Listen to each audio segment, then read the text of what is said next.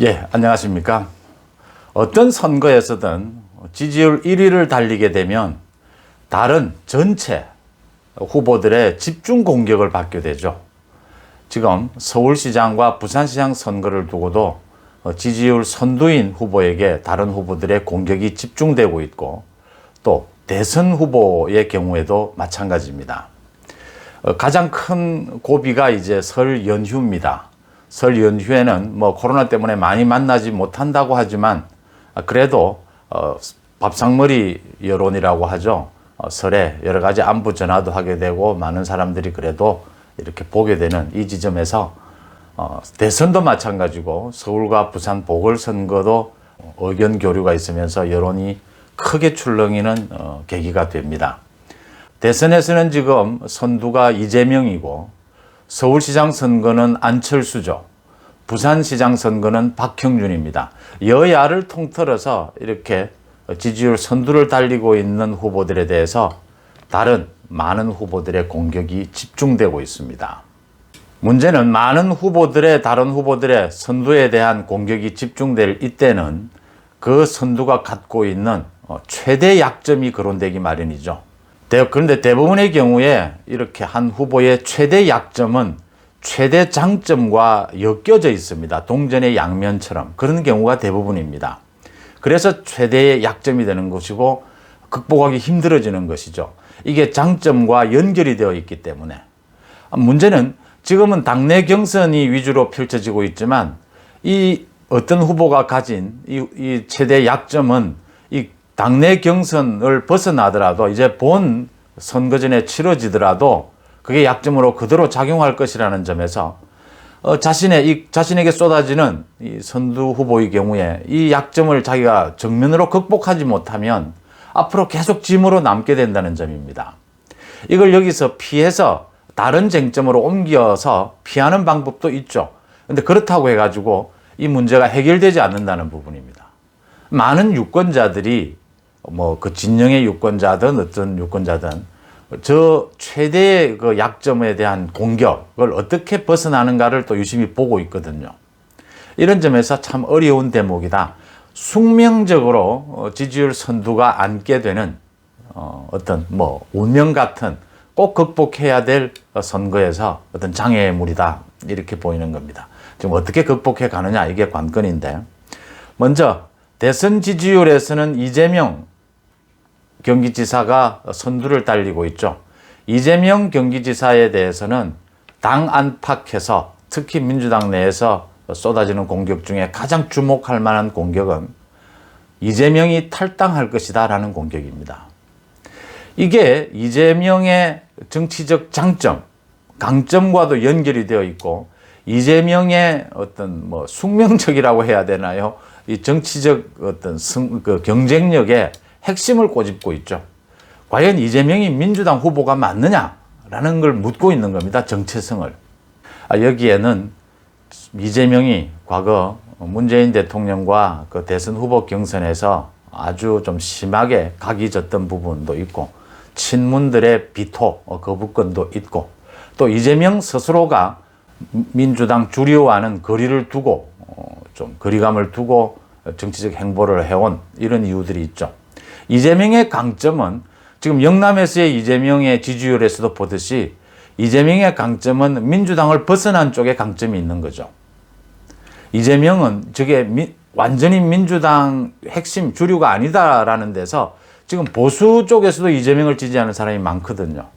그러니까 이 강점이 그대로 약점이 되는 것입니다. 이럴 경우에 이 부분을 넘어서지 못하면 이재명은 앞으로 계속해서 이 부분에 대해서 시달리게 될 테고, 대선까지 이재명의 발목을 잡게 될 것이다. 단 뭐 이재명뿐만 아니라 안철수나 박형준 모두 자기 자신에게 쏟아지는 이제 가장 큰 약점, 강점으로 연결되어 있는 이걸 넘어선다면 굉장히 당선권으로 성큼 다가갈 수 있다, 이렇게 보이는 겁니다.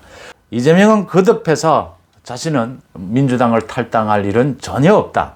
민주당의 지지를 이렇게 받고 있는데, 또 민주당의 그동안의 역사를 이야기하면서 뭐 김대중, 노무현 모두 얘기를 하면서 마지막까지 민주당과 함께 갈 것이다.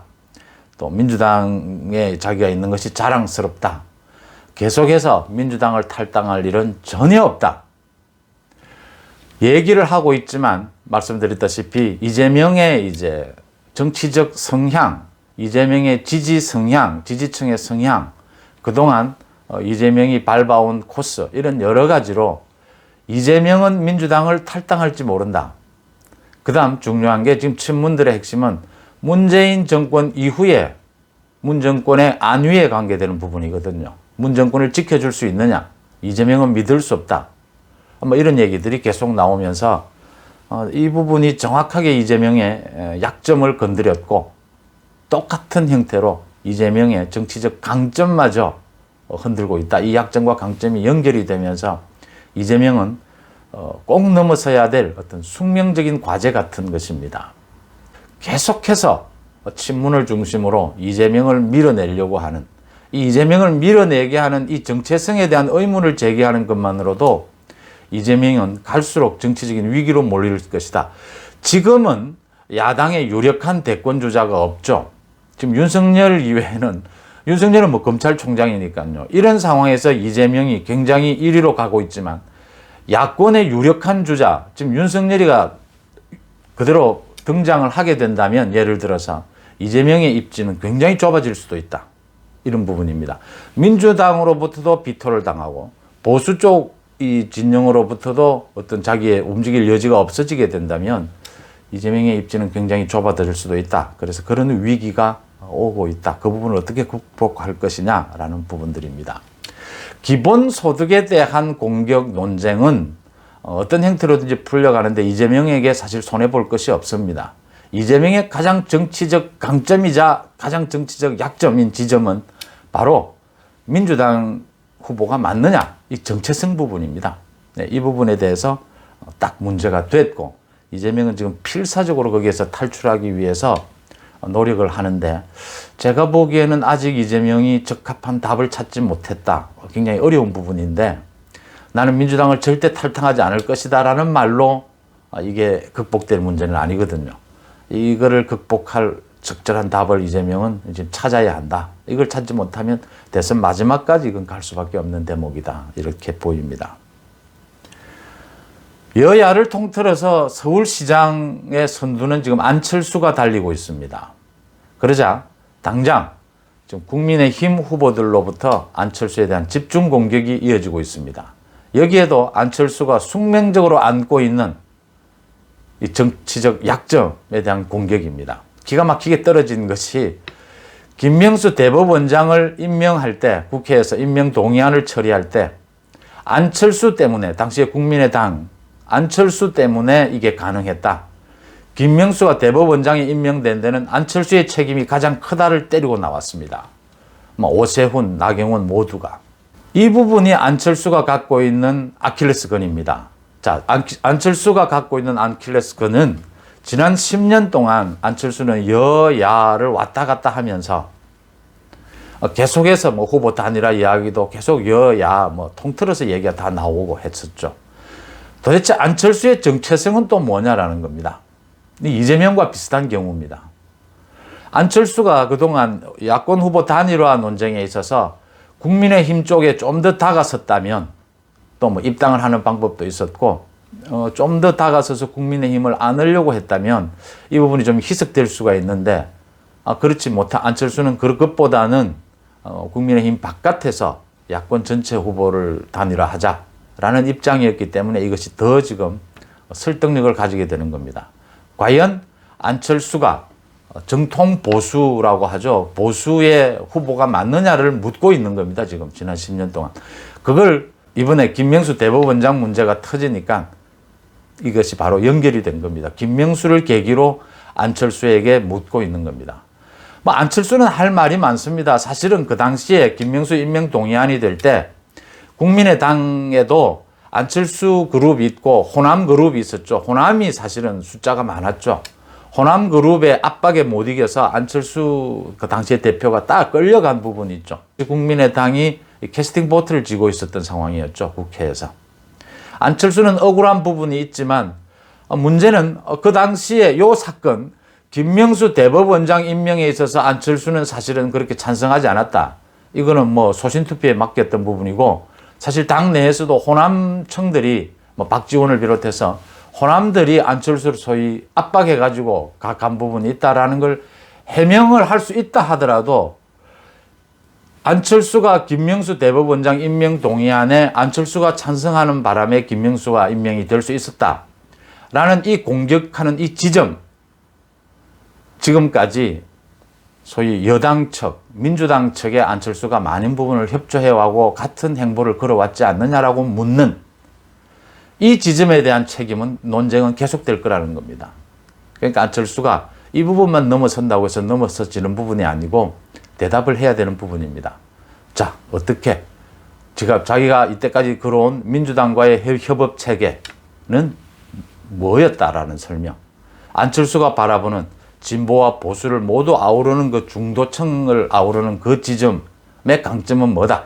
그래서 지금 안철수는 계속 김명수 대법원장의 임명에서는 자기는 사실은 반대쪽에 더 가까웠는데 소신 투표로 이루어진 부분이었다. 그래서 그 책임을 거론하는 것은 자신은 억울하다. 그 다음 안철수가 내세우는 지점은 이거죠. 지금 야권에서 가장 당선 가능성, 경쟁력이 높은 사람이 자신 아니냐. 이 부분으로 이제 이걸 희석시켜 가려고 하는 겁니다. 그 주장으로. 근데 그렇게 피해 간다고 해서 되는 부분이 아니고, 이미 이재명과 마찬가지로 안철수도 이 부분에 대한 명확한 답을 내놓지 않으면 안 된다. 그러니까 나경원이가 적절하게 찝은 겁니다. 지금 짜장면과 짬뽕을 섞으면 그게 뭐가 되느냐? 짜장이면 짜장, 짬뽕이면 짬뽕 확실하게 해라라는 부분은 지금 나경원이 주장하는 것이죠. 나경원은 확실하게 국민의힘, 뭐 또 보수, 뭐라고 이름해도 좋습니다. 여기에서 출발해서 중도로 확장해 가자라는 것이고, 안철수는 진보와 이걸 다 아우르는 중도에서 경쟁력을 확보한 이것을 보수, 국민의힘이든 뭐 다른 전통 보수가 자신을 지지해주면 경쟁력이 가장 높아지는 것 아니냐. 지금 이 두 논리가 맞부딪히고 있습니다. 상황에 따라서 이 두 가지 주장이 짬뽕이냐 짜장이냐의 이 두 가지 논쟁이 어느 쪽이 더 유리할 수도 있고 또 불리할 수도 있습니다. 서로 장단점을 갖고 있으니까요. 이 선거판에서 집토끼를 확실히 챙긴 다음에 산토끼로 가느냐, 아니면 산토끼 영역을 넓힌 다음에 집토끼의 지지를 이끌어내느냐.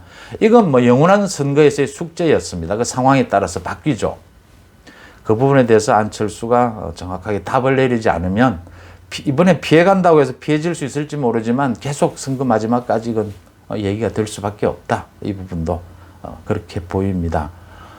가령 짬뽕이나 짜장면 다 맛있지 않습니까? 이번에는 볶음밥이다라는 논리를 내놔야 되는 것이죠. 이것이 지금 뭐 김명수만 넘어선다고 넘어서는 문제가 아닙니다. 과거 뭐 문재인과도 단일화를 했었고 또 박원순과도 했었고 안철수는 그런 행보를 걸어왔죠. 거기에 안철수의 정치적 강점이 있는 겁니다. 그러니까 약점이 그냥 단 하나의 사건, 그냥 약점이면 그걸 넘어서는 건 어렵지 않습니다. 근데 자신의 정치적 강점과 이렇게 약점이 연결되어 있을 때 이게 굉장히 힘들어지는 부분이죠. 이게 이제 숙명적인 어떤 정치인에게서 선거에서 넘어서야 될 이제 과제가 되는 겁니다. 안철수가 어떻게 넘어서느냐라는 걸 보는 것도 재밌을 것 같습니다. 그다음 부산시장 선거에서는 현재 여야를 통틀어서 박형준 후보가 가장 앞서고 있죠. 그러자 이제 어제 다 모였다고 그래요. 나머지 국민의힘 쪽의 다른 후보들, 지금 이현주, 박민식, 박성훈 3명의 후보가 모여서 단일화를 하자. 우리가 지니까 단일화하자. 이러면 호소력이 없지 않습니까? 뭐 명분을 만들어야 하지 않습니까? 그 명분이 만들어지는 그 지점에 또 박형준의 약점이 있습니다. 그 명분이 뭐냐? MB정부 때 박형준은 실세였죠. 그 다음에 지난 총선에서의 MB정부와 지난 총선에서 여러 가지 실정으로 인해서 부산에서 국민의힘이 패배를 한, 선거에서 거푸 패배를 한 연거푸, 그 책임을 박형준이 져야 하지 않느냐. 지금 인지도가 좀 높다고 해서 이 책임을 지지 않고 갈 수 있겠느냐라는 부분을 명분으로 내세웠는데 그 명분이 가닿는 지점이 박형준의 약점입니다. 지금 부산의 보수 진영, 야권을 지지하는 많은 사람들의 얘기는 보수가 이번에는 야권이 이번에는 당선 가능성이 높다. 지지를 한다. 그렇지만 새로운 모습을 보여달라. 지난 20, 30년간 야당이 지금의 야당이 부산을 이렇게 정치적으로 독점해 왔지 않습니까? 그러다가 이제 문재인 정부 민주당에게 연거푸 선거에서 졌는데 지금은 달라진 모습을 보여달라. 그러면 지지하겠다라는 게 지금 지지율 조사에서 계속 나오고 있는 대목입니다. 꼭 누가 중요하지 않다라는 거거든요. 지금 인지도 싸움이 강한 곳이 부산이라는 건데 그 지점을 이제 나머지 세 후보가 후보 단일화라는 이름으로 이제 치고 나온 겁니다. 박형준 후보도 여기서 이걸 피해갈 수가 없는 대목입니다. 숙명적으로 박형준 후보는 다른 후보들에 비해서 정치적 경력이 좀 길고 그래서 또 인지도도 높고 이것이 정치적 강점이거든요. 그러니까 이 정치적 강점이 갖고 있는 그 약점, 그렇게 인지도가 높고 경력이 있었다면 지금까지 책임을 져야 하지 않느냐. 이 대목을 어떻게 이제 극복할 것이냐라는 부분입니다. 박형준 후보는 경선이 후보 단일화하는 과정 아니냐. 왜 새삼스럽게 지금 와서 후보를 또 단일화한다고 그러느냐. 자기를 빼고.